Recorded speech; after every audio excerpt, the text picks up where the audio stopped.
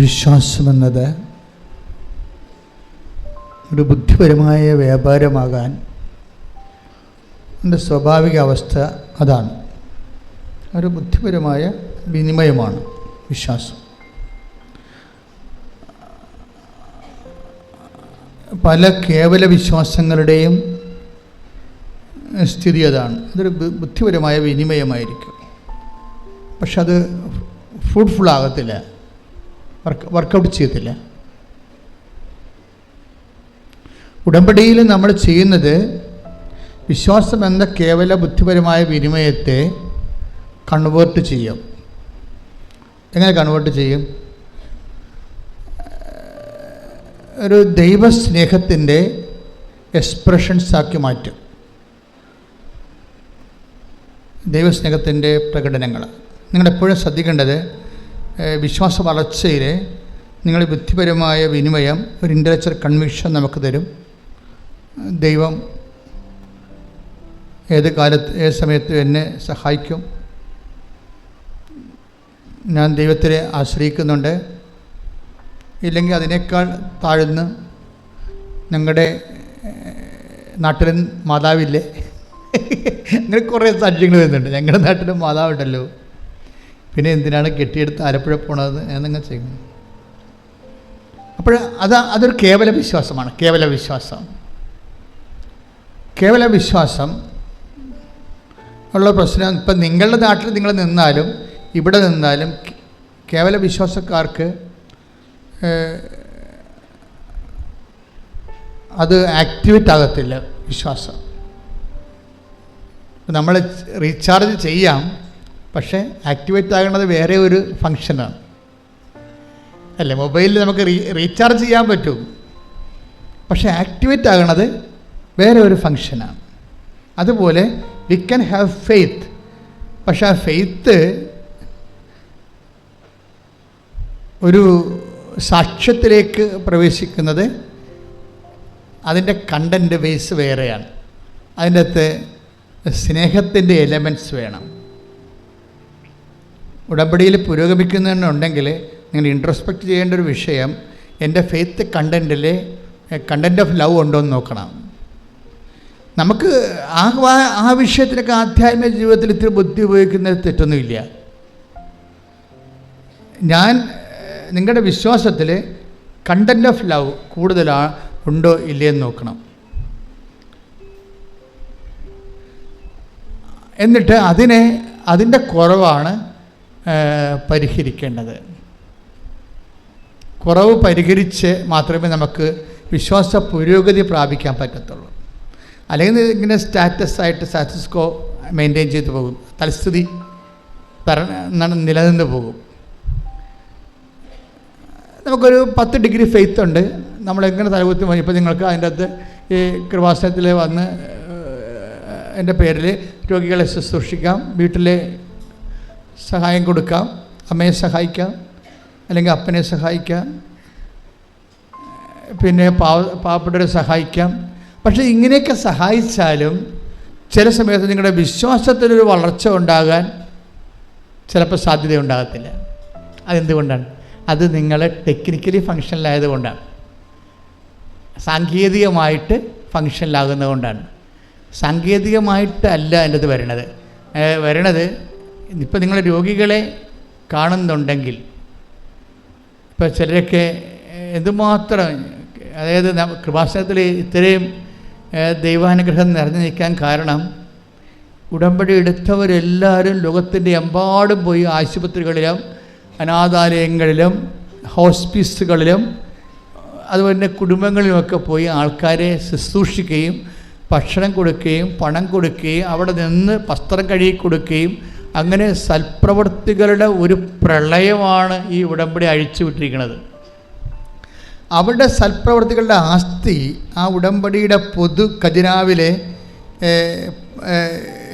Tap ചെയ്യുന്നവർക്ക് ഈ കൃപാസനത്തിൻ്റെ പൊതു ദൈവാനുഗ്രഹം ലഭിക്കും. തീർച്ചയായിട്ടും അതുകൊണ്ടാണ് കൃപാസനത്തിലെ കാല് കുത്തുമ്പോഴൊക്കെ ചില ആൾക്കാർ അനുഗ്രഹിക്കപ്പെടുന്നു പറഞ്ഞതിൻ്റെ കാരണം ഇതിൻ്റെ പൊതുവായിട്ടുള്ള ആധ്യാത്മികമായിട്ടുള്ള ആസ്തികളാണ്. എപ്പോഴും നമ്മൾ ശ്രദ്ധിക്കേണ്ട കാര്യം, ഈ കാര്യത്തെക്കുറിച്ച് റീസണബിൾ ആകണം. ഒരു വൈകാരികം എന്നതിനേക്കാൾ ഉപരി ഫെയ്ത്ത് മുന്നോട്ട് വെക്കുന്ന ഒരു റീസണുണ്ട്. വിശ്വാസം മുന്നോട്ട് വെക്കുന്ന ഒരു റീസണുണ്ട്, യുക്തിയുണ്ട്. അത് ഒരു പക്ഷേ നമ്മൾ പറയുന്ന സെക്കുലർ യുക്തിയല്ല, അത് മരിയൻ യുക്തി എന്നാണ് ഞാൻ പറയുന്നത്. മരിയൻ റീസൺ അങ്ങനെ ഒരു സംഭവമാണ്, ആധ്യാത്മിക ജീവിതത്തിലുള്ള സംഭവമാണ് മരിയൻ റീസൺ. എന്താ മരിയൻ റീസൺ? അപ്പോൾ മരിയൻ റീസൺ എന്ന് പറയുമ്പോൾ, ഉദാഹരണത്തിന് അവർക്ക് വീഞ്ഞില്ല എന്ന് അമ്മ പറയുന്നു, ഈശോയോട് പറയുന്നു അല്ലേ. ഫസ്റ്റ് റെസ്പോൺസ് എന്താണ് ഈശോയുടെ ഫസ്റ്റ് റെസ്പോൺസ് എന്താ? എനിക്ക് നിനക്കും എന്ത്. സെക്കൻഡ് റെസ്പോൺസ് എന്താണ്? എൻ്റെ സമയം ഇനിയും ആഗതമായിട്ടില്ല. അപ്പോൾ ഈ ഫസ്റ്റ് റെസ്പോൺസും സെക്കൻഡ് റെസ്പോൺസും ഉദ്ദേശിച്ച നെഗറ്റീവ് ആൻസറാണ് വരണത് അല്ലേ. നെഗറ്റീവ് ആയിട്ട് ആ വിഷയം നടക്കത്തില്ലെന്ന് ഉറപ്പല്ലേ. Then why mother is waiting for the answer? പിന്നെ എന്തുകൊണ്ടാണ് അമ്മ നിൽക്കുന്നത്? അതാണ് വിഷയം. അതാണ് മരിയൻ റീസൺ എന്ന് പറയുന്നത്. എന്താണ്? അമ്മയ്ക്ക് വിശ്വാസത്തെക്കാളുപരി ഈശോയോട് സ്നേഹമുണ്ട്. ശ്രുതിക്കട്ടെ ഹല്ലേലൂയ. ഇത്രയും നേരം ഈശോ പറഞ്ഞതിൽ നിന്ന് എന്ത് മനസ്സിലായി? നമുക്ക് വിശ്വാസമുണ്ടാകാം, അത് കേവല വിശ്വാസമാണ്. ആ കേവല വിശ്വാസം ചില സമയത്ത് സാങ്കേതികമായിട്ട് പറഞ്ഞാൽ ഫങ്ഷനിലല്ലാതെ വരും. അപ്പം കേവല വിശ്വാസത്തിൻ്റെ കൂടെ എന്തുകൂടി ഉണ്ടാകണം? അപ്പം അമ്മ, അതാണ് മരിയൻ റീസൺ. മരിയൻ റീസൺ എന്ന് പറയാം എന്താ? ഇപ്പം എനിക്കും നിനക്കും എന്ത് എന്ന് അമ്മ ചോദിച്ചില്ലേ? It is nothing to with us, it is not our business. അപ്പോൾ ഈശോ അത് ഡിസോൺ ചെയ്ത് കളഞ്ഞേ അല്ലേ. അത് ആ വിഷയം ഇറ്റ് ഇസ് നോട്ട് അവേഴ്സ്, ആ വിഷയം നമ്മുടേതല്ല എന്നും പറഞ്ഞുകൊണ്ട് ഈശോ തള്ളിക്കളഞ്ഞ സംഭവമാണ്. രണ്ടാമത് എന്താണ്? അത് ഒന്ന് മാനുഷികം. ഈശോ പറഞ്ഞ രണ്ട് കാര്യങ്ങൾ, ഒന്ന് ദൈവികമായ ഇമ്പിഡിമെൻസ് ഉണ്ട്, മാനുഷികമായ ഇമ്പിഡിമെൻസും ഉണ്ട്, തടസ്സങ്ങളുണ്ട്. ഇപ്പം ദൈവികമായ മാനുഷികമായ എന്താണ്? അതിൽ എനിക്കും നിനക്കൊന്നും ചെയ്യാനില്ല, അവരോട് വായ്പ വാങ്ങിക്കാൻ പറഞ്ഞാൽ മതി, അല്ലെങ്കിൽ അവരുടെ ബിസിനസ് കച്ചവടക്കാരൊക്കെ പോയി വിലക്ക് വാങ്ങിക്കാൻ പറഞ്ഞാൽ മതി, നത്തിങ് ടു വിത്ത് അസ്, ഈ വിഷയത്തിൽ നമുക്ക് റോളില്ല എന്ന് പറയും. അത് first reason over. Second reason എന്താണ്? സെക്കൻഡ് റീസൺ ദൈവികമാണ്. എന്താണത്? എൻ്റെ സമയം ഇനി സമ്മതമായിട്ട്. അപ്പോൾ നമ്മൾക്ക് ദൈവത്തിന് ഉത്തരം തരണമെങ്കിൽ ചില സമയത്ത് രണ്ട് തടസ്സങ്ങൾ വരാൻ സാധ്യത ഉണ്ടാകും. മാനുഷ്യമായിട്ട് അത് നമുക്ക് ചിലപ്പോൾ പ്രയോജനപ്പെടത്തില്ലെന്ന് വരാം, ചിലപ്പോൾ ദൈവികമായിട്ടും അത് നമുക്ക് തരാനുള്ള തടസ്സങ്ങളുണ്ടാകാം. ചിലപ്പോൾ നമ്മുടെ കുറവായിരിക്കും, അത് ദൈവികമായിട്ടൊരു അനുഗ്രഹം കിട്ടുന്നതിനുള്ള മെറിറ്റ് ചിലപ്പോൾ നമുക്ക് ഉണ്ടാകത്തില്ല, അതാണ് നമ്മുടെ കുറവായിട്ട് വരാൻ സാധ്യത. അപ്പോൾ ഈ രണ്ട് പ്രശ്നങ്ങളുണ്ട്. ഇതെല്ലാം ഇപ്പം നിങ്ങൾ ഉടമ്പടി വെച്ചിരിക്കുന്ന എല്ലാ വിഷയങ്ങൾക്കും ഇത് രണ്ടും ബാധകമാണ്. ചിലപ്പോൾ അത് മാനുഷികമായ തടസ്സം ഉണ്ടാകും, ചിലപ്പോൾ ദൈവികമായ തടസ്സമുണ്ടാകും. എന്നിട്ട് നമ്മൾ ഈ മാനുഷികമായ തടസ്സമുള്ള വിഷയം, ഇപ്പം നിങ്ങളുടെ ജപ്തി നടപടി, അല്ലെങ്കിൽ നിങ്ങളുടെ കല്യാണം ഒക്കണില്ല, അല്ലെങ്കിൽ നിങ്ങളുടെ മക്കളെ നിങ്ങൾക്ക് കിട്ടണില്ല, ജോലി കിട്ടണില്ല, ജോലി സ്ഥലത്തെ പ്രശ്നം, നിങ്ങൾക്ക് PR ആകുന്നില്ല, പെൻഷൻ കിട്ടിയിട്ട് അംഗീകരിച്ചിട്ട് നിങ്ങൾക്ക് കിട്ടണില്ല, ഇങ്ങനെ എന്തെല്ലാം പ്രശ്നമാണ്, ഇല്ലായ്മയെല്ലാം ഉള്ളത്. അതല്ല, ഈ പ്രശ്നങ്ങളെല്ലാം എന്തിൻ്റെങ്കിലും ഒരു ആബ്സെൻസാണ്. പ്രശ്നങ്ങളെല്ലാം എന്തിൻ്റെ ആബ്സെൻസ് ആകും? പ്രശ്നങ്ങളെല്ലാം നമുക്കുണ്ടാകുന്ന പ്രശ്നങ്ങൾ, ജപ്തി ആയാലും എന്ത് സംഭവമായാലും എല്ലാ പ്രശ്നങ്ങളും എന്തിൻ്റെങ്കിലും ഒരു ആബ്സെൻസാണ്, എന്തെങ്കിലും ഒരു പോരായ്മയാണ്. ഇപ്പോൾ രോഗമാണെന്ന് ആരോഗ്യത്തിൻ്റെ പോരായ്മ, ഇല്ലായ്മയാണല്ലോ. ഇതിനെ എല്ലാത്തിനും ഇങ്ങനെ പ്രശ്നങ്ങളെല്ലാം ഇല്ലായ്മ എന്നുള്ള രീതിയിലാണ് ബൈബിൾ അപ്രോച്ച് ചെയ്യണത്. ദാറ്റ് മീൻസ് ബൈബിൾ ഇല്ല എന്ന് പറഞ്ഞാൽ എൻ്റെ അർത്ഥം മെരിറ്റ് ഇല്ലെന്ന് എൻ്റെ അർത്ഥം. ബൈബിളിൻ്റെ രീതിയാണല്ലോ പറയേണ്ടത്. ഒരു ഇല്ലായ്മ. ഇപ്പോൾ അമ്മ എന്താ പറയണത്? അവർക്ക് വീഞ്ഞ് ഇല്ല. അവിടെ പ്രശ്നത്തെ മുഴുവനും അഭിമാന പ്രശ്നം ഉണ്ടായതിൻ്റെ അകത്ത്, നാണം കെട്ടി അവിടെ നിന്ന് പിരിയത്തുള്ള ആ വിഷയം. പക്ഷെ അവർക്ക് ആ നാണം കെട്ടി പിരിയാൻ സാധ്യതയുള്ള വിഷയമാണത്. അപമാന പ്രശ്നമുണ്ടതിൻ്റെ അകത്ത്. നമ്മുടെ എല്ലാ വിദ്യായ്മയുടെ മുമ്പിൽ നമ്മൾ ടെൻഷൻ അടിക്കണ എന്താ കാര്യം? നമ്മൾ ടെൻഷൻ അടിക്കാൻ കാര്യം അതൊരു അപമാനമായിട്ട് മാറുമോ ഇല്ലയോ എന്ന് നമുക്ക് ബുദ്ധിമുട്ടുള്ളത് കൊണ്ടാണ് നമ്മളത് വിഷയമാക്കുന്നത്. ഇങ്ങനെയുള്ള എല്ലാ വിഷയവും മൂടി വെച്ചുകൊണ്ട് അതിനെ അഡ്രസ്സ് ചെയ്യണത് സിംഗിൾ വാക്കിലാണ്. ദേ ഹാവ് നോ വൈൻ, അവർക്ക് വീഞ്ഞ് ഇല്ല. അതിൻ്റെ ഉത്തരം വളരെ വ്യക്തമാണ്. അതിന് രണ്ട് ഇമ്പഡിമെൻറ്റ്സ് ഉണ്ട്, 2 തടസ്സങ്ങളുണ്ട്. ഒന്ന്, മാനുഷികമായി അത് വലിയ കാര്യം അല്ല. അതാണ് എനിക്കും നിനക്കും എന്ത്, അവർക്ക് പർച്ചേസ് ചെയ്യാവുന്ന വിഷയമേ ഉള്ളൂ. അല്ലെങ്കിൽ അവർക്ക് ലെൻറ്റിന് അവർക്ക് ഹയർ ചെയ്യാം, അത്രേ ഉള്ളൂ. അതിൻ്റെ നമ്മളതിൻ്റെ അകത്ത് ഇൻവോൾവ് ചെയ്യേണ്ട കാര്യമില്ല. It is none of our business എന്ന രീതിയിലാണ് അതിൻ്റെ ഫസ്റ്റ് ആൻസർ വരണത്. സെക്കൻഡ് ആൻസർ എന്താ വരണത്? സെക്കൻഡ് ആൻസർ വരണത്, എൻ്റെ സമയം ഇനി സമാഗതമായി ദൈവികമായ തടസ്സങ്ങളുണ്ട്. ദൈവികമായി നീ അത് നിനക്ക് സ്വീകരിക്കാനുള്ള സമയമായിട്ടില്ല. ഈ അനുഗ്രഹം ഭൗതികമാണ്, പക്ഷേ ദൈവികമായിട്ട് നിനക്കത് സ്വീകരിക്കാനുള്ള സമയമായിട്ടില്ല. അപ്പോൾ ഇങ്ങനെ 2 ഇമ്പഡിമെൻറ്റ്സ് വന്ന സ്വാഭാവികമായിട്ട് എന്താ പറയേണ്ടത്? ആ ഒരു പ്രെയറിനോട് ഗുഡ് ബൈ പറഞ്ഞ് ബുദ്ധിയും ബോധമുള്ളവർ പോകും. പക്ഷേ എന്തുകൊണ്ട് മറിയം എന്താ ചെയ്യണത്? മറിയം അതിനെ വെയിറ്റ് ചെയ്യുകയാണ്. എന്നിട്ട് മറിയം അതിനെ പരിശുദ്ധാത്മാവിൻ്റെ നിറവിൽ ഒരു പുതിയ പോംവഴി കണ്ടുപിടിക്കുകയാണ്. എന്താണ് അത്? കവനൻ്റൽ ഫോർമുലയാണ് അവിടെ ഉപയോഗിക്കുന്നത്. നമുക്കിത് ഇപ്പോൾ ഈ കാലങ്ങളിലല്ലേ മനസ്സിലായത്. നമ്മൾ വെള്ളം കോരാൻ പറഞ്ഞപ്പോൾ വെള്ളം കോരി, വിറക് കൊട്ടാൻ പറഞ്ഞാൽ വിറക് കെട്ടി എന്നൊക്കെ പറഞ്ഞാൽ നമ്മൾ വായിച്ചുകൊണ്ടും പ്രസംഗിച്ചുകൊണ്ടും പോയത്. ഇപ്പോഴല്ലേ നമ്മൾ മനസ്സിലാക്കണത് ഈ നടക്കാത്ത കാര്യം നടക്കാൻ കവനൻ്റ് ഫോർമുലയാണ് ഉപയോഗിക്കേണ്ടതെന്ന് മനസ്സിലായി. ഇത് പുതിയത് മറിയത്തിൻ്റെ ഫോർമുല അല്ല. ഏജ് ഓൾഡായിട്ട് ബൈബിള് ദൈവത്തിനെ മനുഷ്യൻ്റെ ജീവിതത്തിലേക്ക് ഇറക്കിക്കൊണ്ട് വരുന്നതിന് വേണ്ടി ഉപയോഗിക്കുന്നതാണ് ബൈലാറ്ററൽ എഗ്രിമെൻ്റ് മെത്തേഡ്. ഈ ബൈലാറ്ററൽ എഗ്രിമെൻ്റ് മെത്തേഡിലൂടെ എന്താണ് ശരിക്കും പറഞ്ഞത്? ഇത് ആക്ടിവേറ്റ് ചെയ്യണമെങ്കിൽ എന്ത് വേണം? You must have A certain amount of level of love. നമുക്കറിയാം. അതാണ് ഞാൻ പറഞ്ഞത്, നിങ്ങളുടെ പ്രവൃത്തികൾ, സൽപ്രവൃത്തികൾ ഇനി ഫുൾ കണ്ടു. അതാർക്കും ചെയ്യാം. സൽപ്രവൃത്തികൾ ചെയ്യണമെന്നുണ്ടെങ്കിൽ നമ്മൾക്ക് എപ്പോഴും വരേണ്ട ഒരു വിഷയം, നമ്മൾ ഗുഡ് വർക്ക്സ് എന്നാണ് പറയണത് സൽപ്രവൃത്തിയെ. പക്ഷേ ബൈബിൾ ശരിക്കും ദൈവത്തിൻ്റെ മൈൻഡ് ആണ് നമ്മൾ തർജ്ജമ ചെയ്യണമെന്നുണ്ടെങ്കിൽ ഈ സൽപ്രവൃത്തികൾ ഗുഡ് വർക്കുകൾ അല്ല. ശരിക്കും പറഞ്ഞാൽ ദാറ്റ് ഈസ് ഗ്രേസ്ഫുൾ വർക്കാണ്, ഗ്രേസ് ഗിവിങ് വർക്ക്സിനാണ് ഈ പറയുന്നത് ബൈബിൾ. ബൈബിൾ എപ്പോഴും സൽപ്രവൃത്തികളുടെ ഇവിടെ കുറഞ്ഞിട്ടാണോ ക്രിസ്തു ആഗതനാകേണ്ടി വരണത്? ക്രിസ്തുവിന് മുമ്പ് എത്രയോ സൽപ്രവൃത്തികൾ ചെയ്ത മനുഷ്യർ ഈ ഭൂമിയിലുണ്ട്. സോക്രട്ടീസൊക്കെ നല്ല മനുഷ്യരല്ലായിരുന്നോ? എന്താ അവർക്ക് കുഴപ്പം? പക്ഷെ അവിടുത്തെ പ്രോബ്ലം, ബൈബിൾ അങ്ങനെ ഒരു സൽപ്രവൃത്തികൾ വർദ്ധിപ്പിക്കാൻ വേണ്ടിയല്ലോ ഈ ഭൂമിയിൽ ഈ ക്രിസ്തു ആഗതനായത്. പിന്നെ എന്താണ്? കൃപാവര പ്രവർത്തനങ്ങളാണ്. ഈ സൽപ്രവൃത്തിയും കൃപാവര പ്രവർത്തിയും തമ്മിൽ ഇപ്പം ഒത്തിരി വ്യത്യാസമുണ്ട്. നിങ്ങൾ ഉടമ്പടിയിൽ നിങ്ങൾ ചെയ്യേണ്ടത് ഗ്രേസ് ഗീവിങ് വർക്ക്സാണ് ചെയ്യേണ്ടത്. കൃപാവര പ്രവർത്തനങ്ങൾ, കൃപ നമുക്ക് ലഭിക്കാൻ ആവശ്യമായ വർത്തനങ്ങൾ, അതെന്താ ചെയ്യണം? കൃപ വർദ്ധിപ്പിക്കണമെങ്കിൽ എന്ത് ചെയ്യണം? കൃപ എല്ലാം യേശുക്രിസ്തുവിൻ്റെ നെയിമിൻ്റെ അണ്ടറിലാണ് ഈ കൃപയെല്ലാം വരണത്. കൃപ എന്ന് പറഞ്ഞാൽ എന്താണ്? അതുകൊണ്ടാണ് ബൈബിൾ പറയണത് കൃപയും സത്യവും. The word of God. ശ്രുതിക്കട്ടെ. ഹല്ലേലൂയ, ഹല്ലേലൂയ, ഹല്ലേലൂയ, ഹല്ലേലൂയ, ഹല്ലേലൂയ. യേശുവേ നന്ദി. ഹല്ലേലൂയ, ഹല്ലേലൂയ, ഹല്ലേലൂയ. യോഹന്നാൻ 1:17. എന്തുകൊണ്ടെന്നാൽ നിയമം മോശ വഴി നൽകപ്പെട്ടു, കൃപയും സത്യവുമാകട്ടെ യേശുക്രിസ്തു വഴി ഉണ്ടായി. ഇതിനകത്ത് ഒരു പ്രശ്നങ്ങൾ വരണമെന്ന് വെച്ച് കഴിഞ്ഞാൽ ഈ ഡിഗ്രീസ് ഓഫ് പെർഫെക്ഷനിൽ മോശയുടെ വചനവും ജീസസിൻ്റെ വചനവും തമ്മിലുള്ള ഒരു വ്യത്യാസം അതാണ്.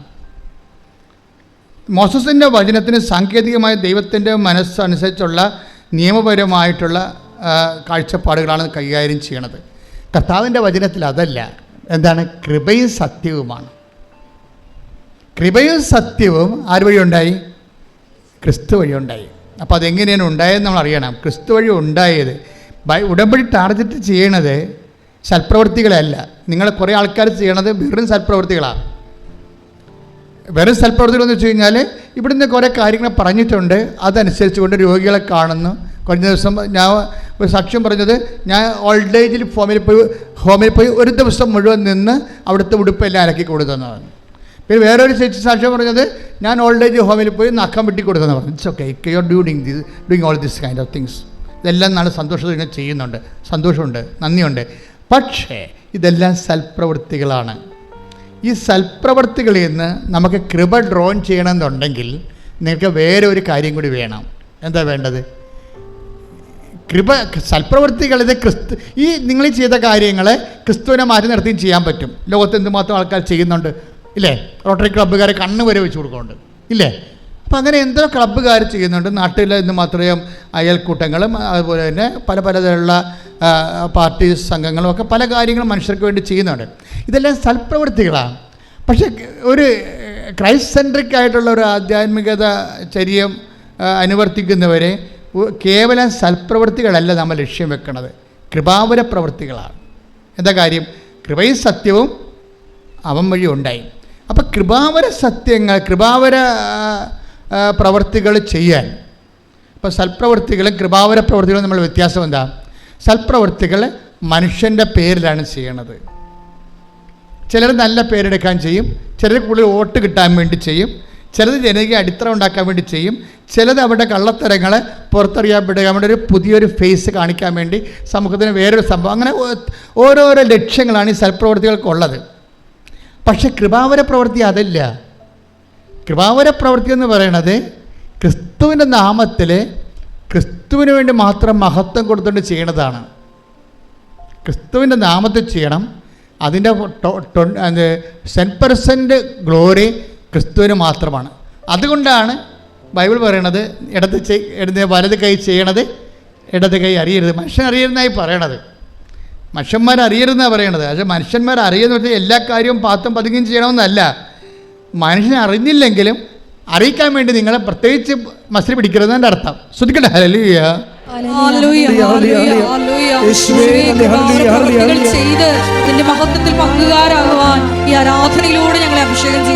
നമ്മൾ കേവല വിശ്വാസത്തിൽ നിന്ന് സൽപ്രവൃത്തികളിലേക്കും പിന്നെ കൃപാവര പ്രവൃത്തികളിലേക്കും സഭ വെളിപാടുകളുടെ പൂർണ്ണതയിലേക്ക് പോകുന്നത് കാലങ്ങൾ കൊണ്ടാണ്, ഒറ്റയടിക്കല്ല. ആദ്യകാലങ്ങളിൽ സഭയ്ക്ക് തോന്നിയത് കേവല വിശ്വാസം മാത്രം മതി എന്നാണ് തോന്നിയത്. ക്രിസ്തുവിലുള്ള കേവല വിശ്വാസം മാത്രം മതി. ഒരു മനുഷ്യന് അവനെ റൈച്ചസ് ആകാൻ പറ്റും, നീതീകരിക്കപ്പെടാൻ പറ്റും. ഇപ്പം റോമ 3:28 എടുത്ത് ശ്രുതിക്കട്ടെ. ഹല്ലേലൂയ, ഹല്ലേലൂയ, ഹല്ലേലൂയ, ഹല്ലേലൂയ, ഹല്ലേലൂയ. യേശുവേ നന്ദി, യേശുവേ സ്തുതി. ഹല്ലേലൂയ. റോമ 3:28 എന്തെന്നാൽ നിയമാനുഷ്ഠാനം കൂടാതെ തന്നെ വിശ്വാസത്താൽ മനുഷ്യൻ നീതീകരിക്കപ്പെടുന്നു എന്ന് നാം അനുമാനിക്കുന്നു. അപ്പൊ ആദ്യകാലങ്ങളിലുള്ള കൺസെപ്റ്റ് വിശ്വാസം, ക്രിസ്തുവിലുള്ള ക്രിസ്തു എനിക്ക് വേണ്ടി പീഡ അനുഭവിച്ചു, എൻ്റെ പാപത്തിന് പരിഹാരം ചെയ്തു ക്രിസ്തു. അതുകൊണ്ട് തന്നെ ആ ക്രിസ്തുവിൻ്റെ പരിഹാരത്തെ വിശ്വസിച്ച് കഴിഞ്ഞാൽ തീർച്ചയായിട്ടും എനിക്ക് നിത്യരക്ഷ ലഭിക്കുമെന്നുള്ള ഇതിന് ഇനീഷ്യൽ ജസ്റ്റിഫിക്കേഷൻ എന്നാണ് പറയുന്നത്. പ്രാഥമിക നീതീകരണം. ഇപ്പോൾ കത്തോലിക്ക സഭയെ സംബന്ധിച്ചിടത്തോളം 50,000-ഓളമാണ് ആതുര കേന്ദ്രങ്ങളുള്ളത്. ഇത് മാത്രമാണ്. അതായത് നമ്മൾ എന്തുമാത്രം ആതുര സേവന കേന്ദ്രങ്ങളാണ് സഭയ്ക്കുള്ളത്. ഒരു പക്ഷേ ലോകത്തെ ഏറ്റവും കൂടുതൽ ആതുര സേവന കേന്ദ്രങ്ങളുള്ള സഭയ്ക്കാണ്. അത് സഭ എന്താ ഫോളോ ചെയ്യണത്? വിശ്വാസം മാത്രം പോരാ, പിന്നെന്താണ്? പ്രവൃത്തി കൂടി വേണം. അത് പറയാൻ കാരണം എന്താണ്? അത് സെൻറ്റ് പോൾ തന്നെ പിന്നീട് തീത്തോസിലേക്ക് വരുമ്പോൾ തീത്തോസ് 3:8 എടുത്ത്. തീത്തോസ് 3:8 ഈ പറഞ്ഞത് സത്യമാണ്. ഈ പറഞ്ഞത് സത്യമാണ്. ദൈവത്തിൽ വിശ്വസിച്ചവർ സൽപ്രവൃത്തികൾ ചെയ്യുന്നതിൽ ജാഗരൂകരായിരിക്കാൻ വേണ്ടി ഇക്കാര്യങ്ങളിൽ നീ സമ്മർദ്ദം ചെലുത്തണം എന്ന് ഞാൻ ആഗ്രഹിക്കുന്നു. ഇവയെല്ലാം ശ്രേഷ്ഠവും മനുഷ്യർക്ക് പ്രയോജനകരവുമാണ്. അതിന്റെ പ്രശ്നത്തിൽ സൽപ്രവൃത്തികൾ ആദ്യം വിശ്വാസം മതി എന്ന് പറഞ്ഞ സെന്റ് പോൾ തന്നെ കുറച്ച് കഴിയുമ്പോൾ മാറും. 10 കൊല്ലം കഴിയുമ്പോൾ മാറും. റോമാലേഖനം എഴുതി 56, ടൈറ്റസ് എഴുതി 66. 10 കൊല്ലം. 10 കൊല്ലത്തിന് ശേഷം കഴിയുമ്പോൾ അദ്ദേഹത്തിന് മനസ്സിലായി വിശ്വാസം മാത്രം പോരാ, പിന്നെന്താണ്? അപ്പം നമ്മൾ ദൈവത്തിൻ്റെ കാര്യങ്ങൾ അറിയണത് ദൈവത്തിലിങ്ങനെ ജീവിക്കുന്ന അനുസരിച്ച് ക്രൊണോളജിക്കലായിട്ട് നമ്മൾ ജീവിച്ച് വരുമ്പോഴല്ലേ ദൈവം ഓരോരോ കാര്യം നമുക്ക് വെളിപ്പാടിൻ്റെ പൂർണ്ണതയിലേക്ക് നമ്മളെ കൊണ്ടുവരണേ. അങ്ങനെ വരാൻ കാരണം എന്താണെന്ന് വെച്ച് കഴിഞ്ഞാൽ ഇപ്പോൾ AD 56 നീ വിശ്വാസം ഒരാൾ നീതീകരിക്കപ്പെടുന്നത്, റച്ചസ് നിത്യരക്ഷ പ്രാപിക്കണത് അയാൾ വിശ്വാസം മൂലമാണെന്ന് മാത്രം. പക്ഷേ അതിനിടയ്ക്ക് യാക്കോബ് ഒരു 5 കൊല്ലം കഴിഞ്ഞപ്പോൾ യാക്കോബ് പറഞ്ഞ് ഇത് നടക്കുമെന്ന് തോന്നുന്നില്ല. യാക്കോബ് ഒരു 60 ആയപ്പോൾ 756 റോമാലേഖനം എഴുതുന്ന 60 യാക്കോബ് പറഞ്ഞു അത് പ്രവൃത്തി വേണമെന്ന് പറഞ്ഞു. അങ്ങനെയാണ് ഈ സൽപ്രവൃത്തി വരണത്. യാക്കോബിന്റെ ലേഖനം എടുത്ത് 2:24 മനുഷ്യൻ വിശ്വാസം കൊണ്ട് മാത്രമല്ല മനുഷ്യൻ വിശ്വാസം കൊണ്ട് മാത്രമല്ല പ്രവൃത്തികളാലുമാണ് നീതീകരിക്കപ്പെടുന്നതെന്ന് നിങ്ങൾ അറിയുന്നു. 56 AD 54 കർത്താവ് മരിച്ച് 56 വർഷം കഴിഞ്ഞപ്പോഴാണ് കേവലമായിട്ട് പറയാം. 56 കർത്താവ് ജനിച്ച് ഒരു 56 വർഷം കഴിയുമ്പോൾ നമ്മൾ സെൻറ്റ് പോളിൻ്റെ ആദ്യത്തെ ലേഖനം പുറത്തു വരുന്നത് റോമ. അവിടെ പറയുന്നത് എന്താണ്? വിശ്വാസം മതി, നമ്മൾ ക്രിസ്തുവിലുള്ള വിശ്വാസം കൊണ്ട് നമ്മൾ നീതീകരിക്കപ്പെടും. അപ്പോസ്തലന്മാരുടെ ഇടയിൽ ചർച്ചയായി. പിന്നെ ജെറുസലേം സൂനദോസ് തുടങ്ങാൻ നേരത്ത് സൂനദോസിനിടയ്ക്ക് കൃത്യമായ ഐഡിയ കിട്ടാൻ വേണ്ടി യാക്കോബ്, കർത്താവിൻ്റെ സഹോദരൻ യാക്കോബ് പറഞ്ഞു, വിശ്വാസം മാത്രം പോരാ, സിനഗോഗ് ശ്രദ്ധിക്കണം. ജെറുസലേം സൂനദോസ് നടന്നുകൊണ്ടിരിക്കണം ആദ്യത്തെ. അപ്പോൾ നിങ്ങൾ അവിടെയാണ് യാക്കോബ് അഡ്രസ്സ് ചെയ്യണത്. വിശ്വാസം മാത്രം പോരാ, മറിച്ച് എന്ത് വേണം? പ്രവൃത്തി വേണം. യാക്കോബിൻ്റെ ഈ ലേഖനമാണ് ലോകത്തെ മാറ്റിക്കളഞ്ഞത്. ലോകത്ത് ഇന്ന് കാണുന്ന ഈ സഭയുടെ എല്ലാവിധ ആതുര സേവനങ്ങളെയും അതുപോലെ തന്നെ അവകാശ പോരാട്ടങ്ങളെയും അതുപോലെ തന്നെ മനുഷ്യോചിതമായ എല്ലാ നടപടികളെയും ശുശ്രൂഷകളെയും എല്ലാം കുഞ്ഞുങ്ങളെ, ഇപ്പോൾ ഓട്ടിസം ബാധിച്ച കുഞ്ഞുങ്ങളെ, ജന്മന കിടപ്പിലായ കുഞ്ഞുങ്ങളെ, എന്തുമാത്രം കുഞ്ഞുങ്ങളെയാണ്, എന്തുമാത്രം സിസ്റ്റേഴ്സ് നോക്കണത് ലോകം മുഴുവനും. അതെല്ലാം കാര്യം ഈ യാക്കോബിൻ്റെ ലേഖനമാണ്.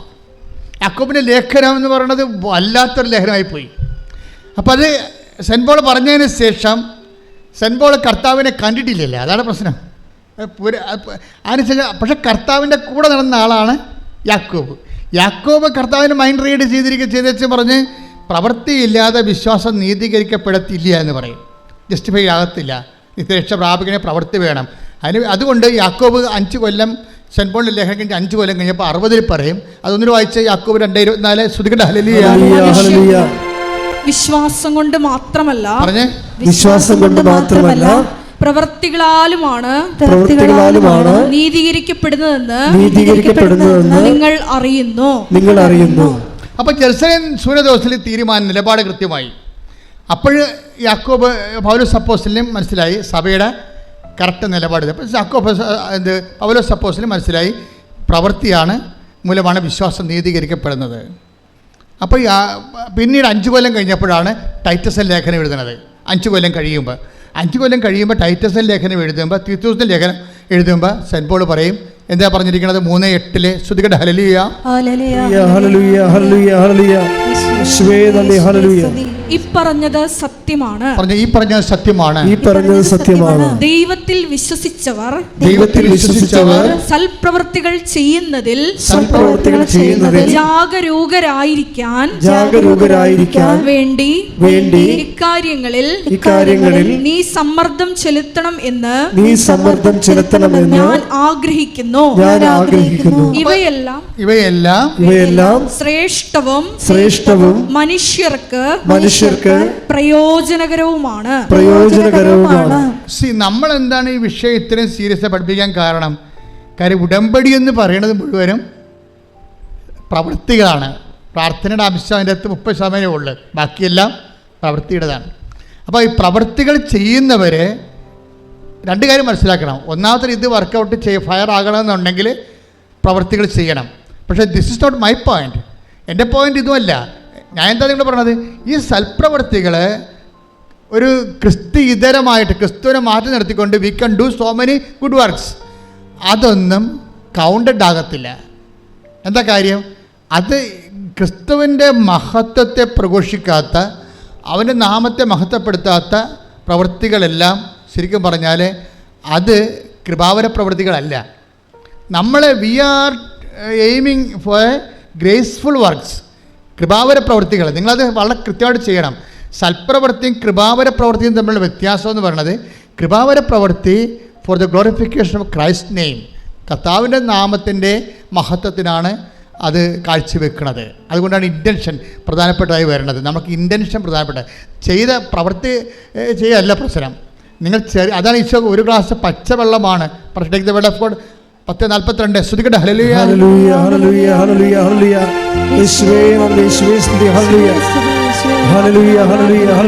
മത്തായി 10:42